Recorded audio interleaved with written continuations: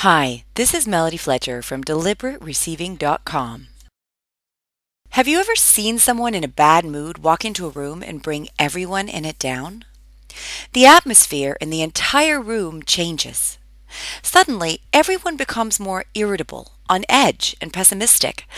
Likewise, a person in a great mood can walk in and make everyone feel better, lighter, and more optimistic. Suddenly, people are joking around more, smiling and laughing. What happened? From an energetic standpoint, the person walking into the room actually changed the vibration of the people who were already there and brought them down or up to their level. We actually have the ability to affect each other's vibrations, especially if we're not conscious of the fact that this is happening. Each of us is emanating a vibration, which is the result of our predominant thoughts and beliefs in each given moment. So if one person is thinking happy thoughts and feeling good, they're giving off a high, positive vibration. If another person is thinking sad thoughts and feeling bad, they're giving off a low, negative vibration. When these two people come together, one of three things is going to happen. Scenario 1. If the person with the higher vibration is more stable in their frequency, the other person's lower vibration will be raised to meet the higher one. What do I mean by stable? In this graph, Mr. Yellow is in a great mood because it's his birthday. He's decided that because it's his birthday, he's going to be in a good mood all day. He refuses to let anything bother him, and he walks around humming a little tune. Nothing can get him down. He's very stable in his high vibration. Mr. Green is in a bad mood because he got annoyed by traffic on the way to work. But he's not obsessing about it, so he's not really stable in that negative vibration. When the two men meet, Mr. Green's vibration is changed by Mr. Yellow's. He'll gradually feel better and better until eventually, if they stay in the same space long enough, and providing that Mr. Yellow continues to stay stable in his vibration, Mr. Green will feel just as good as Mr. Yellow. Scenario 2. If the person with the lower vibration is more stable in their frequency, the other person's higher vibration will decrease to meet the lower one. Mr. Green is in a bad mood because he hates his job. He thinks a lot about how much he hates his job. In fact, it's pretty much all he thinks about while he's at work. Mr. Green is very stable in his low, negative vibration. Mr. Yellow is in a good mood because he got a great parking spot. It put a smile on his face. The parking spot isn't that important though, so he doesn't really think much about it after he walks into his office. His high vibration isn't very stable at all. When the two men meet this time, Mr. Green begins to complain to Mr. Yellow about how crappy his job is, how the deadlines are too short, and how the food in the cafeteria is always the same. Mr. Yellow's vibration is changed by Mr. Green's.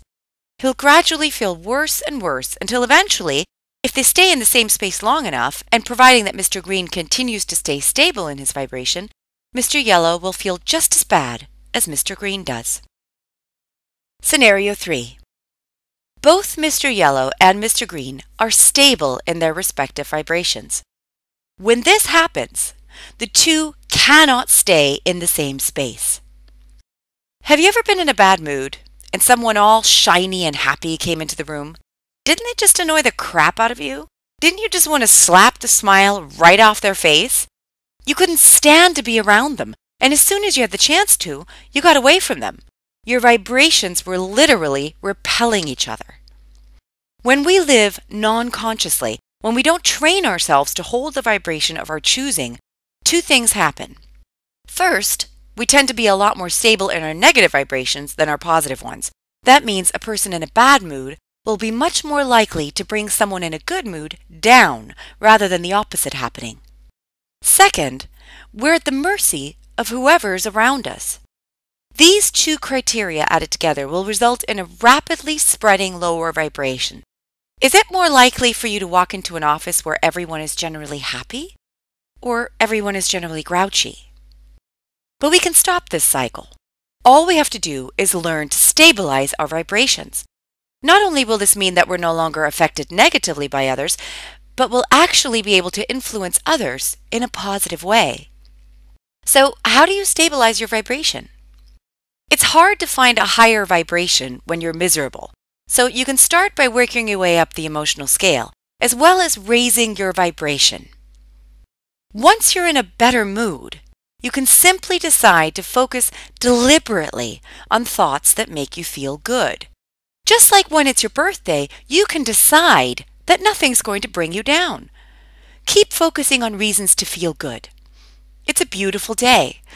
The receptionist smiled at you on the way in. You got a good parking spot. Your children are healthy. Your favorite team won last night. It doesn't matter what the reason is, as long as you intentionally focus on it. You're deliberately and consciously making yourself feel good. And when you're intentionally feeling good, you're stable in your vibration. Practice holding a strong, higher frequency.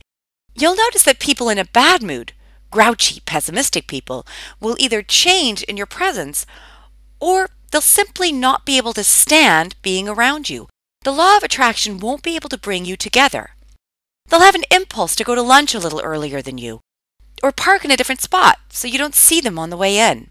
What's more, if you're truly stable in your high vibration, you won't be bothered by their bad mood anymore. If you find yourself being bothered by it, you're allowing them to lower your vibration to meet theirs. Stop that. Just keep focusing on thoughts that make you feel good. Stay strong in your high frequency, and the law of attraction must bring you vibrations that match it. Your world will become a much friendlier, more beautiful place. To learn more about how to create your own reality and how to align with the frequencies of the things you want, go to www.deliberatereceiving.com now and download the free ebook and audio Deliberate Receiving: How the Law of Attraction and Reality Creation Process Really Work. See you there.